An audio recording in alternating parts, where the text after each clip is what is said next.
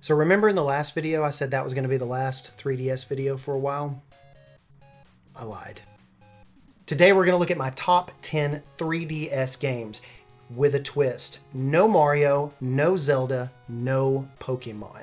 We could easily fill up the list with all of those titles, but we're not going to do that. We're going to do something a little bit different. Before you ask, there is only one JRPG on this list. I'm actually, in confession time, I'm actually not a huge JRPG fan. So there's only one on this list, but we'll talk about that in a second. Anyways, let's get to it. Welcome back to Retro Perfection. Thank you so much for being on the channel. Welcome to the 1,000+ new subscribers since the last video. It has been amazing to watch your response and your wonderful comments, which, by the way, there's been several comments. If you're an expert in modding a 3DS, we've talked about the eShop closure and modding a 3DS, and I'm not an expert on modding a 3DS, so if you are, make sure that you sound off in the comments. There's lots of people with lots of questions, especially around Pokemon Bank and stuff, so make sure that you go and hit those in the comments. But if you haven't subscribed to the channel yet, then why not? It doesn't cost you anything. It helps us out a lot, and I would be honored to have your subscription. Back to the video. Of course, you know that the eShop is closing on March 27th, and that is less than 10 days away at the time of recording. So you either buy your favorites or you download them by modding your system. And I can attest that is a wonderful way to go, especially when access is going to be cut off here in less than 10 days. The last video that I made was all about modding the 3DS, the one that I did for the first time. And while it was not difficult, it wasn't necessarily easy, it was just tedious. It takes a lot of attention, takes a lot of time, 30, 45 minutes or an hour to especially do that first 3DS, but it is well worth it to get some of these games.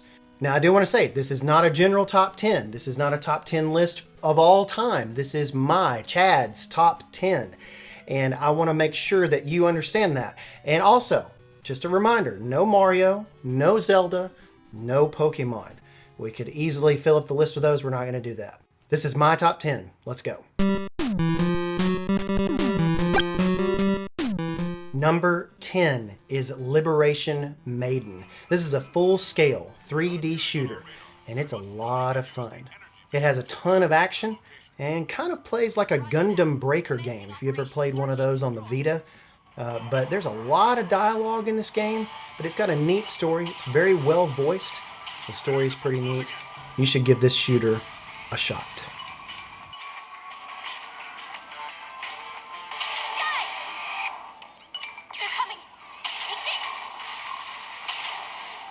I love my shooters, but this is the last one on this list. This is Steel Empire at number 9. This game is a good shoot 'em up. It's just a great, good, basic shoot 'em up with really great music. The 3D effect is really cool. It's pretty basic. It's got no gimmicks. You can shoot forwards and backwards. It's just a good overall shooter. It's also got a neat steampunk aesthetic that's going on if you're into that. I really dig this game.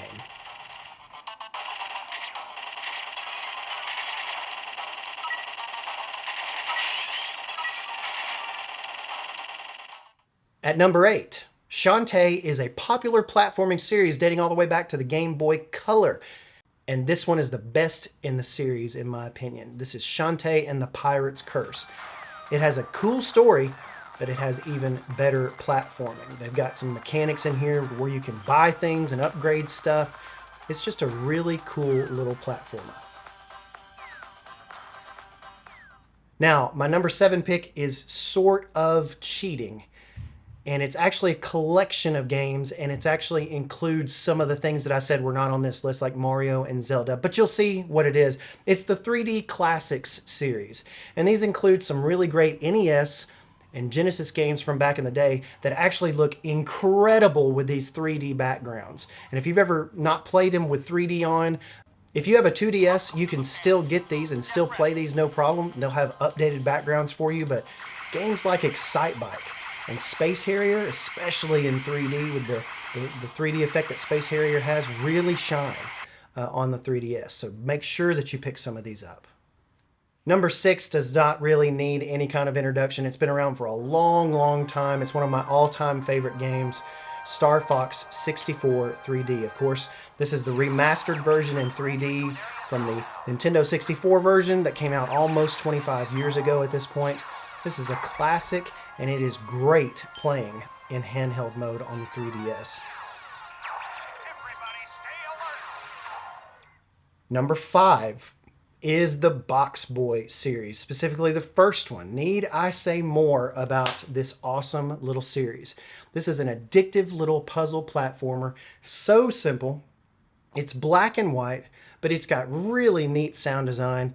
The best part is there's 2 more Box Boy games to play after this one, so make sure that you download those as well.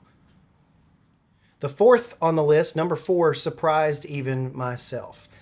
Xenoblade Chronicles 3D. It's not going to surprise anyone to make this on a top 10 list because it's just a great game. But like I said before, I have a confession to make. I'm not really into RPGs. Like, I've never been able to get into them, even from the Chrono Trigger and Final Fantasy days back on the Super Nintendo. Could never get into them. They're just not my thing. I don't know why. But that's a shame too, because if I was, the 3DS is an incredible system for JRPGs. If you love Fire Emblem, if you love the Pokemon games, all sorts of different stuff, you're going to absolutely be in heaven. But the only one that I found that I really stuck with was Xenoblade. The voice acting from the very first scene is incredible. The controls take a little bit of getting used to, and I would highly recommend that you play this on an XL model because some of the text can be pretty small on the smaller 3DS models. But the story really just sucks you in, and it has some great stuff in this game. If you're not a fan of RPGs, or you are and you have not played this, then absolutely do it now. Number 3 is Kid Icarus Uprising. This was the reason that I modded my 3DS. I wanted to play this game, and it did not disappoint. The controls are really neat, but they take some getting used to. It's one of the earlier 3DS titles. It's an absolute trip. Almost constant action, always something to target and destroy. It's got a really neat story. It alternates between air and land combat. It kind of reminds me a lot of Liberation Maiden or Star Fox. And so this one gets a really big thumbs up for me, being at number 3 on my list. Now, I said no Mario games. I didn't say no Wario games. Number 2 on my list is WarioWare Gold. And if you don't know about this game, or if you had never played this game, then run. Don't walk. It is such an addictive little set of mini games that will keep you on your toes. This is one of those kinds of things that you can sit down with and play for an hour and not even realize it's been an hour. But there have been versions of this for the GBA that were excellent, and also for the Switch. But this version is my favorite, and the colors on this game are really vibrant. It looks really great on any 3DS or 2DS console. It's family friendly, it's appropriate, it's silly, it'll make you laugh. It'll make you want to throw your 3DS out in the middle of your yard. But it's really, really good. I love WarioWare Gold. And number one, Samus Returns. I can hear your collective moans and groans from here. He picked this one for number 1. I am a diehard Metroid fan. You guys didn't know that yet, being just the 3rd video we've done on this channel. But I'm a diehard Metroid fan, and this is my favorite on the system. Is it perfect? No, it's not perfect. Metroid did not get much love on the 3DS, though. And this was one of the latest titles on the console. It didn't come out until 2017. But the lessons learned from this game helped Nintendo develop Metroid Dread, which is one of my all-time favorite side-scrolling Metroid games. And this, of course, this game that we're talking about, Samus Returns, is a remake of Metroid 2 Return of Samus on the original Game Boy. That was one of the first games that got me into Metroid. In fact, that was the first Metroid game that I played as a little boy. I had not played the original Metroid on the original NES. I started on Metroid 2. There was also an indie game that came out about a year before Samus Returns called AM2R. If you're a Metroid fan, you know exactly what I'm talking about. It stands for Another Metroid 2 Remake, which is superb. But it's not on the 3DS, so it's not on this list. But if it was on the 3DS, I would play it. Samus Returns is just a wonderful action game. It introduces some really new mechanics that, again, were perfected in Metroid Dread. So if you liked Metroid Dread, then you could give this one a try. And it's really good. It's a longer game. It's going to take you quite a bit to get through it. The bosses are hard, even on the easiest difficulty level. It's a really good, challenging game. You should definitely check this one out. All right, that's my top 10. Thank you so much for watching. I really appreciate it. Again, subscribe and like the video. It really helps us out a lot. And I promise this will not be a 3DS only channel. 3DS is really big in the news right now with the eShop closing in 10 days. But this is not going to be a 3DS channel. We've got some stuff coming up on CRT gaming. I've got some stuff planned for thinking about the Sega Dreamcast. All sorts of different retro consoles that we're going to be talking about here pretty soon. Thank you so much for your support. Thank you so much for your subscriptions. Please go out and have a blessed week.